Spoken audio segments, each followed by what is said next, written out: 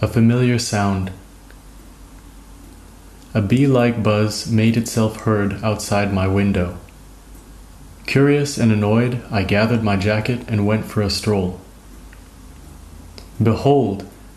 A little red stunt plane, off in the distance, switching its single-piston propeller on and off, stalling and floating, wagging its flaps, playfully jumping and performing loops like a young dog being teased by a bone. It's just a toy, I reckoned, controlled by some kid on a line. And just as I made the assumption, I saw it turn around. Oh, I hesitated. Did it hear me? Of course not. What a foolish idea.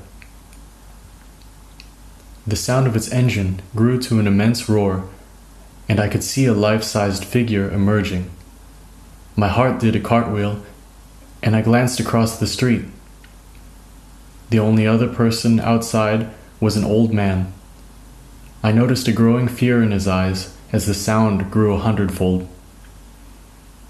Instantly, I was transported into the shoes and simple clothing of a young boy. A beautiful woman with dark hair and fair skin ran towards me with panic in her eyes. She shouted in a strange language. "Get in the basement! Quickly!" Somehow I understood, and I ran down hastily with a group of other youngsters. They were all dressed like me, and as we went down the creaky old steps, we found a hiding place. The woman followed, shut the door, and dashed towards us. "They're going to hit the railway station," she uttered. She held us in her arms and kissed our cheeks dearly.